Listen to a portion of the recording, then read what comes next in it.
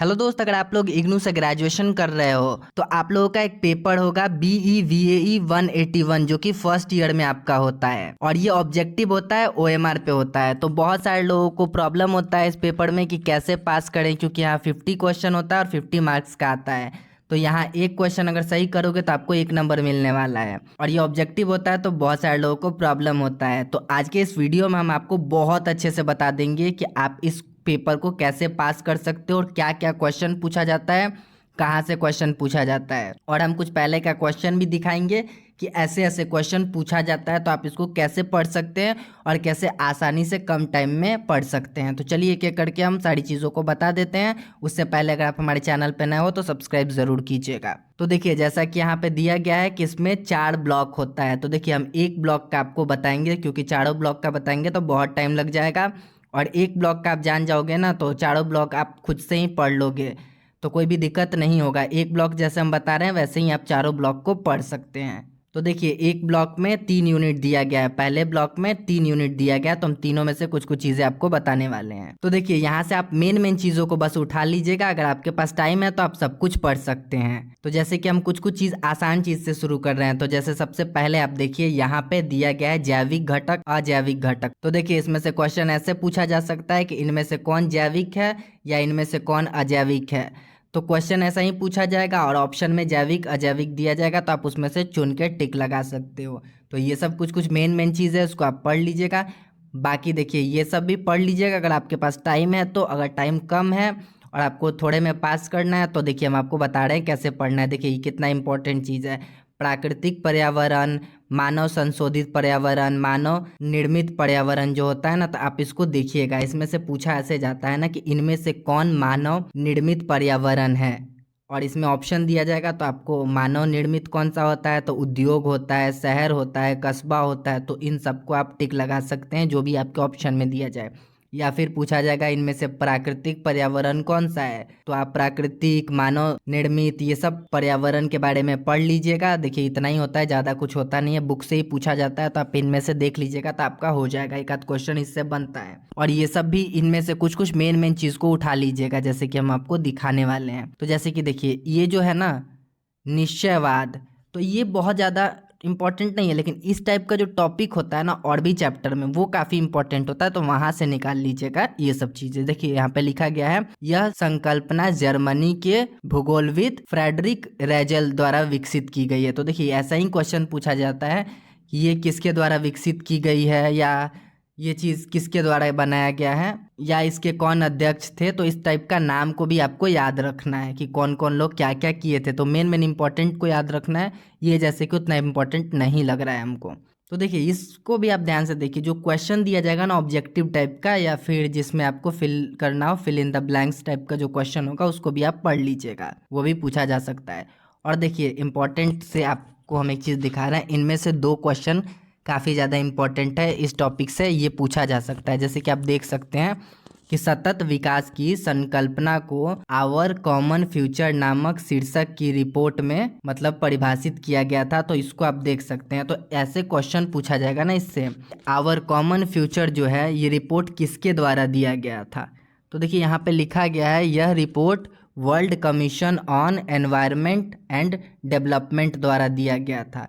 तो ये तो एक क्वेश्चन हो गया, ये पूछा जा सकता है। साथ ही ये भी पूछा जा सकता है, WCED का पूरा नाम क्या है। तो इसका पूरा नाम होता है, ये पीछे में दिया गया है, world commission on environment and development. तो इसको आप देख लीजिएगा। ऐसा जो भी क्वेश्चन होता है ना, रुकिए आपको दिखा रहे हैं ऐसा क्वेश्चन कैसे आता है। अभी हम आपको एक क्वेश्चन दिखा रहे हैं, फिर आप समझ पाइएगा। देखिए, यहाँ पे पूछा गया है MAB का पूरा नाम, MAB स्टैंड फॉर, तो इसका आंसर है इसमें से नंबर 3। तो ऐसे ही क्वेश्चन पूछा जा सकता है, जैसे कि मेन मेन कुछ कुछ होगा तो उसका पूरा नाम पूछा जाएगा, तो आप उसको भी याद कर लीजिएगा। इसमें से और भी कुछ कुछ इंपॉर्टेंट होगा, आपको जो लगेगा निकाल लीजिएगा मेन मेन टॉपिक से। चलिए अभी आपको दिखा रहे हैं। देखिए, ये देखिए, ऐसा जो फिगर होता है ना, ये भी काफ़ी इंपॉर्टेंट होता है। इनमें से भी आप बहुत कुछ निकाल सकते हैं। देखिए, ये लिखा हुआ है सस्टेनेबल डेवलपमेंट जो होता है, सतत विकास के 3 स्तंभ के बारे में। तो इसमें से पूछा जाएगा कि इनमें से सतत विकास का स्तंभ कौन सा नहीं है, तो और कोई एक्स्ट्रा डाल दिया जाएगा तो वो नहीं होता है। तो आपको याद रखना है आर्थिक, सामाजिक और पर्यावरण जो होता है ना, ये 3 स्तंभ होता है सतत विकास का। और इसके अंदर क्या क्या होता है इसको देख लीजिए, आप इसको ही पढ़ लीजिएगा, ये भी पूछा जा सकता है। तो ये सब मेन टॉपिक होता है, और बाकी जो चीज़ें दी गई है उतना इम्पोर्टेंट नहीं होता है, होता तो सभी है पर आप टाइम नहीं है आपके पास तो उतना मेहनत नहीं कर सकते हो तो मत पढ़िएगा, चलेगा। और देखिए ये देखिए हम आपको एक चीज़ और दिखाएंगे, ये सब जो छोटा छोटा पॉइंट में दिया गया ना, ये सब भी काफ़ी इंपॉर्टेंट होता है, इसको पढ़ लीजिएगा। अब देखिए अभी हम आपको दिखा रही है जो जो 7 पॉइंट दिया गया है ना, आप इसको देखिए, इससे भी क्वेश्चन आता है, आया ही है, आता क्या है देखिए। सतत विकास को प्राप्त करने के लिए जो प्राथमिक क्षेत्र होता है ना, वो अभी हमको क्वेश्चन ही दिखा दे रहे हैं, फिर आप समझिएगा। देखिए यहाँ पे दिखाया गया है कि सतत विकास को जो प्राप्त करने के लिए प्राथमिक क्षेत्र नहीं है, देखिए नहीं है लिखा गया है यहाँ पे। आप इसमें से देख सकते हैं इसका आंसर होगा शून्य प्रदूषण, क्योंकि वहाँ पे जो 7 दिया गया है ना, इनमें से 3 अवेलेबल है वहाँ पे और शून्य प्रदूषण नहीं है। तो आप देख लीजिए, तो ऐसे ही पूछा जा सकता है आपसे, और इसमें से कुछ और भी चेंज किया जाएगा लेकिन क्वेश्चन इसी टाइप का आता है। तो आप देख लीजिए, तो वैसे ही आपको पढ़ना है, मेन चीज़ को इतना सब कुछ नहीं देखना है। और देखिए यहाँ पे लिखा है सतत विकास के लक्ष्य के बारे में, इनमें 17 लक्ष्य हैं, तो इसको आपको याद कर लेना है। इसमें से पूछा जा सकता है इनमें से कौन सा लक्ष्य है कौन सा नहीं है, इस टाइप का क्वेश्चन पूछा जा सकता है। पॉइंट में जो चीज़ है वो इंपॉर्टेंट होता है बहुत ज़्यादा, तो ऐसे ही देख सकते हैं। और भी बहुत सारा है, जैसे कि जनसंख्या विस्फोट के बारे में। देखिए विश्व जनसंख्या दर्शाती है कि पृथ्वी का प्रति 7 में से 1 व्यक्ति भारत में रहता है। तो ये क्वेश्चन पूछा जा सकता है कि विश्व में जितने भी व्यक्ति उसमें से प्रति व्यक्ति इंडिया में कितना रहता है, तो आप 7 में से 1 लिख सकते हो, लिखना नहीं होता है, उसमें टिक लगाना होता है। और ये भी पूछ सकता है कि भारत में विश्व का कुल जनसंख्या में से कितना % लोग रहता है, तो 16% लिख सकते हो आप। और कितना भूमि का क्षेत्रफल है, तो 2.4 है। तो ऐसे ही आपका क्वेश्चन पूछा जाएगा। ये मेन टॉपिक आप देख सकते हो, ऐसे ही दिख रहा है। देखिए हम उतना अच्छे से नहीं समझा पा रहे हैं क्योंकि बोलने में थोड़ा प्रॉब्लम होता है, बहुत लंबा टॉपिक है और हम बहुत ज़्यादा दिन से वीडियो नहीं बना रहे हैं, तो थोड़ा सा इधर उधर होगा तो आप उसको ध्यान रखिएगा। बाकी देखिए ये सब जो सारांश में दिया गया है ये काफ़ी इंपॉर्टेंट होता है, आप इन सबको पढ़ लीजिएगा। देखिए जो पॉइंट में दिया गया है ना, वो काफ़ी इंपॉर्टेंट चीज़ होता है, और जो ऐसे दिया गया है वो उतना ज़्यादा इंपॉर्टेंट नहीं है, क्वेश्चन नहीं पूछा जाएगा। तो अभी हम आपको सेकेंड यूनिट का दिखा रहे हैं और क्वेश्चन भी दिखाएंगे कुछ कुछ। तो देखिए ये सब फिगर भी काफ़ी इंपॉर्टेंट है, इसको थोड़ा थोड़ा समझ लीजिएगा। और ये देखिए ये जो दिया गया है ना, ये सब भी काफ़ी इंपॉर्टेंट है, आप इसको देख सकते हैं। जैसे कि कार्बनिक यौगिक, अकार्बनिक यौगिक कौन कौन सा है, तो इसमें से आपसे क्वेश्चन पूछा जा सकता है कि इनमें से कौन सा कार्बनिक यौगिक है, अकार्बनिक यौगिक है, इस टाइप का क्वेश्चन बनता है। तो इनमें से जो जो दिया गया है ना 1 2 3, इन सबको आप अच्छे से पढ़ लीजिएगा। और यहाँ पे कुछ कुछ जो दिया गया पॉइंट में 1 2 3 करके, इन सबको पढ़ लीजिएगा तो आपका हो जाएगा। और हम आपको एक चीज़ और दिखा रहे हैं, रुकिए। तो दोस्त देखिए यहाँ पे 3 4 चीज़ दिया गया है जो काफ़ी इंपॉर्टेंट होता है। देखिए इंपॉर्टेंट आप कैसे समझिएगा, जहाँ पे कुछ नंबर दिया गया है, जहाँ पे किसी का चीज़ का पूरा नाम दिया गया है, या फिर किसी का ऊंचाई, किसी का लंबाई, या ये चीज़ किसने किया, कौन किया और ये क्या होता है, यही इंपॉर्टेंट होता है। बाकी उसके बारे में डिटेल में जानना इंपॉर्टेंट नहीं होता है। जैसे हम आपको कुछ और चीज़ और दिखा रहे हैं। तो देखिए दोस्त ये जो फिगर होता है ना, इससे भी क्वेश्चन बनता है, आप इसको अच्छे से समझ लीजिएगा तो आपको समझ आएगा। जैसे कि हम एक क्वेश्चन दिखा रहे हैं, फिर आपको हम बताएंगे। अब देखिए यहाँ पे लिखा गया है निम्नलिखित खाद्य श्रृंखला के प्रकार को पहचानिए।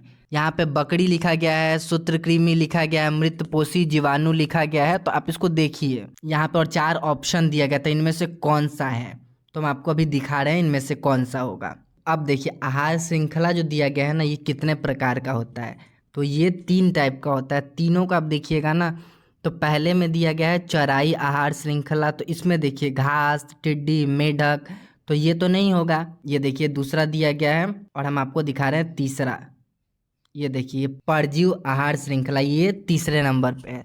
तो वो वाला जो क्वेश्चन था ना, वो तीसरे पे लागू होता है। देखिए यहाँ पे लिखा है जिब्रा, तो इसके जगह बकरी दे दिया गया है, कोई बात नहीं, तो यही वाला वो होगा बकरी। उसके बाद है यहाँ पे सूत्रकृमि, और उसके बाद लिखा गया है मृतपोषी जीवाणु, यही चीज़ था ना, तो यही होता है। यहाँ पे आप पढ़िएगा तो यहाँ पे लिखा गया है अच्छे तरीके से। तो यही 3 चीज़ है, तो आप तीनों को पढ़ लेंगे तो हो जाएगा। ज़्यादा कुछ तो होता नहीं है, 3 है, तीनों में देख लेना है क्या क्या चीज़ें होता है, वैसे ही करके। और एक हम आपको और भी दिखा दे रहे हैं, जैसे कि आप देख सकते हैं ये सब जल चक्र जो होता है ना, इन सबको भी आपको पढ़ना होता है। गैसीय चक्र, जल चक्र, जो भी चीज़ होता है ये सब काफ़ी इंपॉर्टेंट होता है, जैसे कि पूछा जा सकता है। देखिए पढ़िए पहले, फिर समझ आएगा। जल जीवन के लिए सबसे महत्वपूर्ण पदार्थ में से एक है। औसतन किसी भी जीव के देह भार का 70% भाग जल का होता है। तो ये क्वेश्चन पूछा जा सकता है कि औसतन किसी भी जीव के देह भार का कितना परसेंट जल होता है, यानी कि पानी होता है, तो आप 70 लिख सकते हैं। और भी बहुत कुछ होता है, जैसे ये 97% है, 1% है। तो ये सब जो परसेंटेज में या किसी चीज़ में दिया गया है ना, ये सब क्वेश्चन पूछा जाता है। यहाँ पे आप देख सकते हैं ये कुछ चीज़ दिया गया है।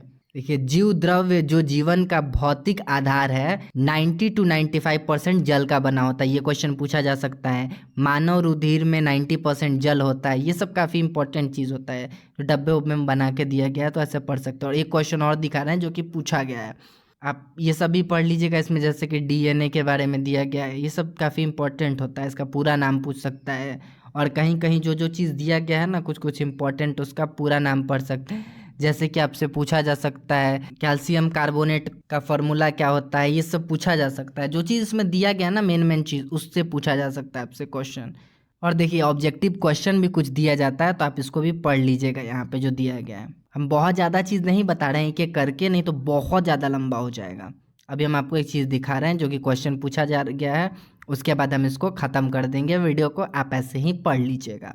तो देखिए कैसे इंपॉर्टेंट क्वेश्चन को पहचाना जाता है। आप इस चीज़ को देखिए, इसके बाद हम आपको बताएंगे। पहले आप इस क्वेश्चन को देखिए, क्या लिखा हुआ है, समुद्र के पानी में लवण का औसत लगभग कितना होता है। तो देखिए यहाँ पे आपको जल के बारे में सब कुछ बता दिया गया है कि कितना नमक होता है, कितना लवण होता है, क्या कुछ चीज़ें होता है। ऐसा क्वेश्चन पूछा गया है, तो इस टाइप का क्वेश्चन पूछा जा सकता है।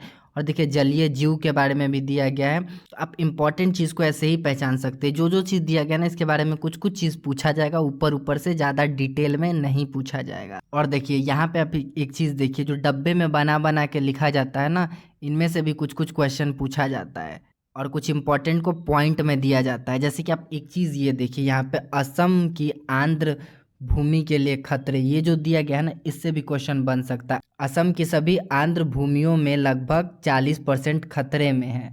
तो ये पूछा जा सकता है कि कितना परसेंट खतरा है, ये सब टाइप का। और उसका पूरा नाम जैसे कि हम आपको पहले ही बताए थे, तो Assam remote sensing application centre जो है, इसके बारे में पूछा जाएगा। जैसे कि ARSAC क्या है और कहाँ से चलता है, ये सारी चीज़ें पूछा जा सकता है।